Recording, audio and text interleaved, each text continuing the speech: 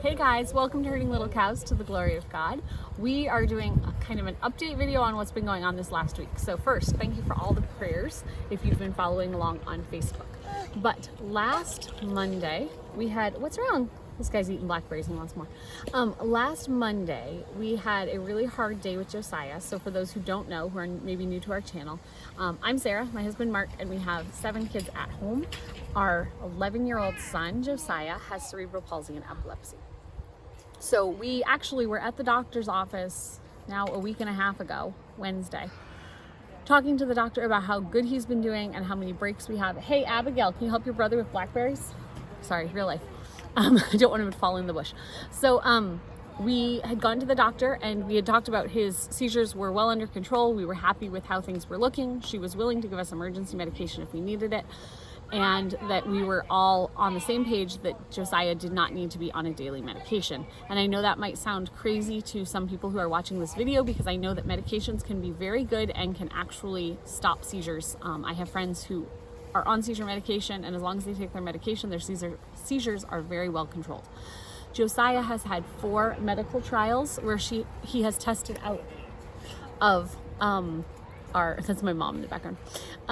We have tested out of medicine working for him. We have taken 4 medicines where we've been at the top rate of the medicine, top level that he can be on, and it still didn't work. Some of those were even overlapped medicines. So this isn't just a cut and dry case that if we gave him medicine, these seizures would stop. I'll get back to that in a minute.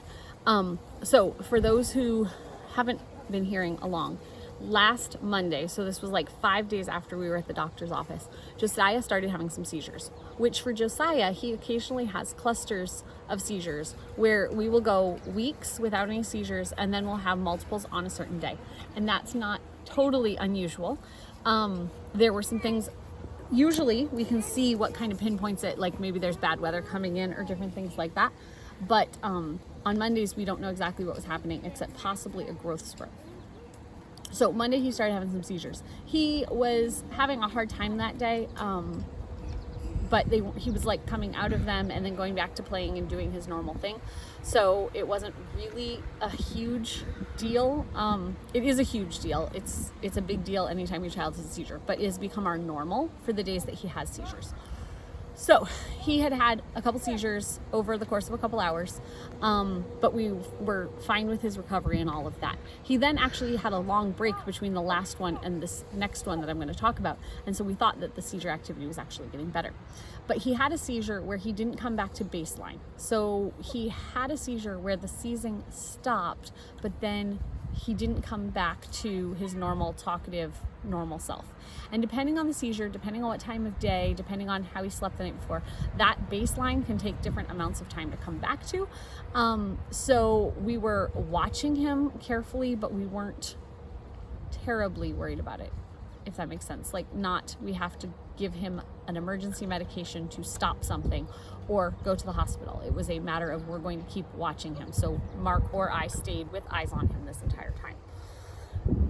He then threw up, which isn't his normal seizure activity, but it can happen. Maybe 5% of the time he has throwing up with seizures.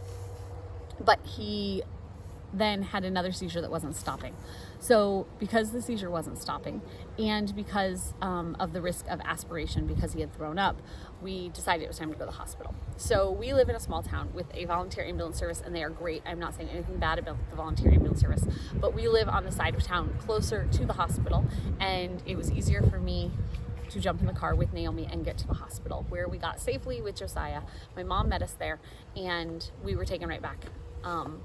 The doctors there determined that he was still having seizures, and they tried to stop them with some medicine, decided that they needed to, sorry, I got a bug bite, needed to put a breathing tube in because they had to continue giving him medicine.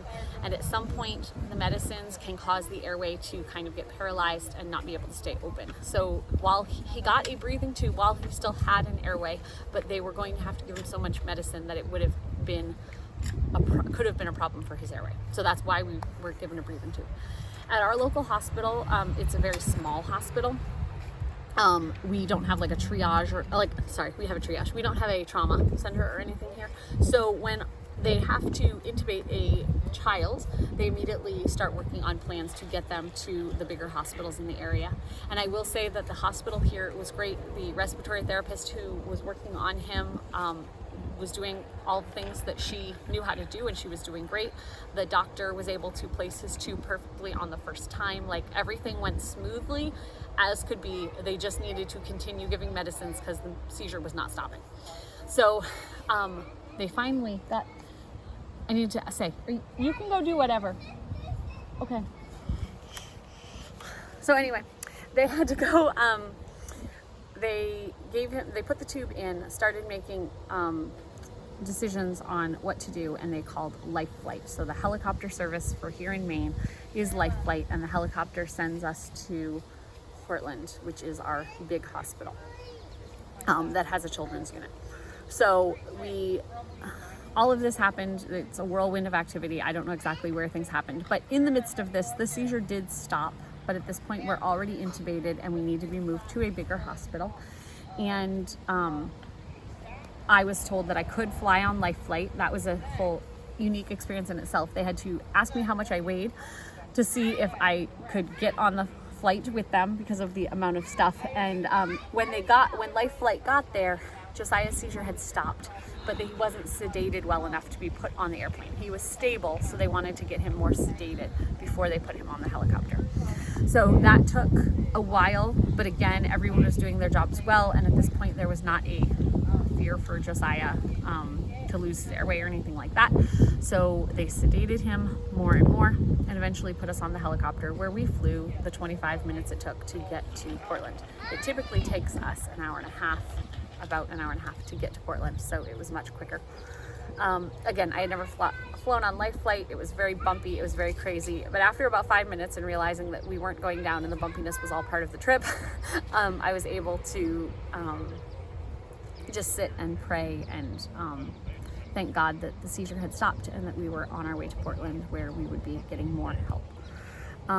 In all of this, just God felt very close, and I had people, Mark had written to people, and they were praying and they were sending us Bible verses, and it was just one of those that we knew God had this whole situation in his hands, no matter what I thought was going to be the best outcome of the situation. Being an hour and a half from the family wasn't what I would have picked, but God had the best situation for us. So we got to Portland, and they were able to get him moved over to the other machines there very easily. Sorry, I'm keeping an eye on him.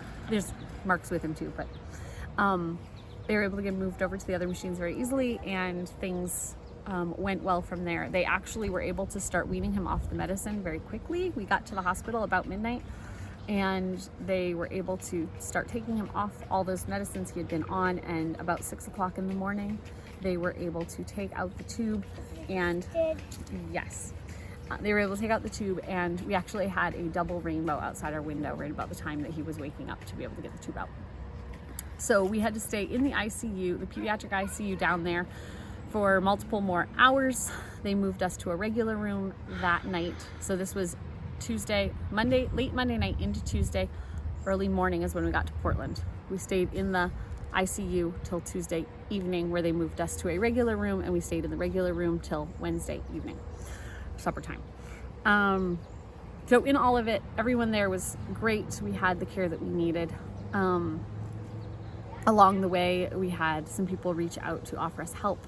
So Naomi got a ride to her driving class, because it was kind of an unusual week in that Naomi was busy with driving times and driving classes, but the instructors were able to take the one time driving out of the schedule, and that wasn't a penalized time or anything.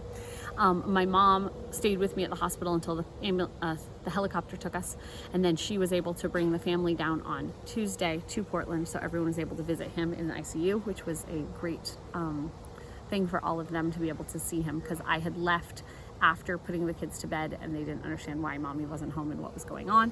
So that was good that they were able to come. We had a friend provide money for pizza for our family to just be able to help out so mommy doesn't have to worry about the cooking and stuff.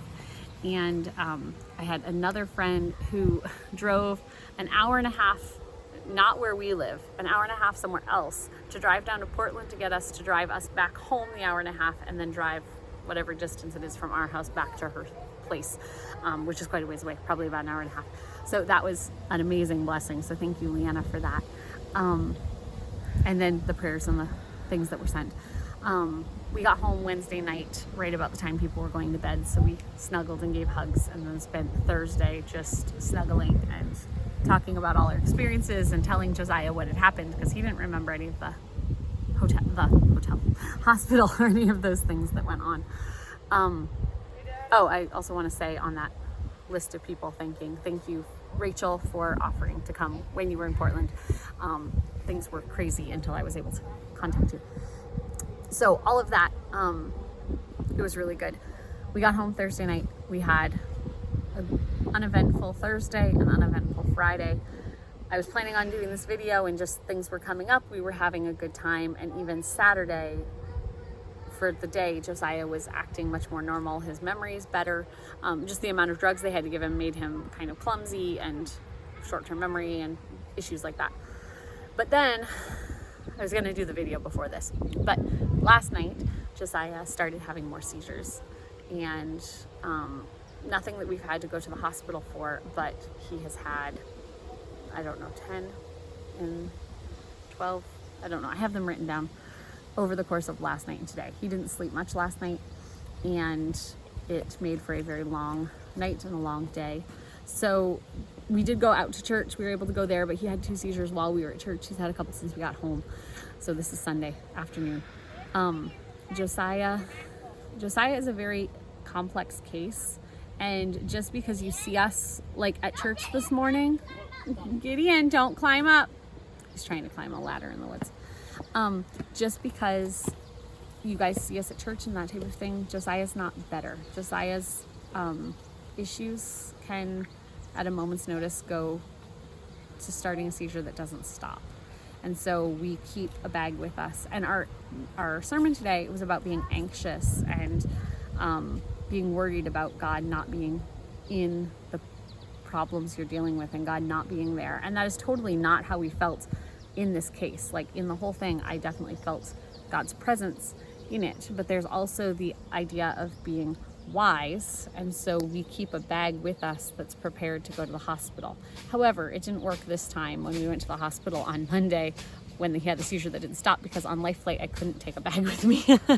So that didn't work. But we do keep a bag with us every time we go out that has his emergency meds, and it has clothes for him and I if we get stuck in the hospital, have to go to the hospital, all of those different things. So yeah, just kind of wanted to say that this isn't a cut and dry case. We're still having a hard time. We had a couple good days, but at any minute he can have one of these seizures that could end us up back there, and they don't have a true solution other than some medicines we can try to give, the same medicines they give at the hospital, that we can try to give here at home, but we can only give so much of that before we go to the hospital. And also, we had someone comment about, why are we taking videos of Josiah when he wasn't feeling well? I didn't take videos of him like in the ICU, like when we were in the ER, or while he was in bad shape at the ICU. But the videos of him waking up and talking a little bit, and the videos of him smiling and being able to react to what we did, are videos of his recovery, which is a very real thing to him. And it's something that he doesn't mind us showing, but it's also very much our real life. Like, all of his siblings have memories of him being in the hospital and going to see him and giving him hugs in that state and everything. And that is part of what our life is. And we want to share our life with you guys to show you how God's working in our lives, and how we try to glorify God through these things that happen, and how we feel God in these things. But it's very much part of our life. So like, if you had a child who was dealing with like radiation and chemo and cancer, a big part of their life might be feeling sick and throwing up. And to not take pictures or videos during those times is memories that you're not recording for the rest of the family. So even though Josiah doesn't specifically remember everything of when these guys came to the hospital and saw him and stuff, those are memories that the other kids are going to have, that are going to last, that 20 years from now the kids might be talking about, oh, Josiah, do you remember that time we came and visited you in the hospital? So that's why we share this. If you have a child, like I was talking about the chemo and radiation, if you have a child that throws up 3 times a year, you're probably not recording that. But if that's your normal day-to-day life, those things are going to be caught on video, and they're things that we want to be able to share how God is even in the midst of those. So that's where we are. It is Sunday afternoon. Josiah is doing good right now, and he's over there pulling weeds. You can show the camera.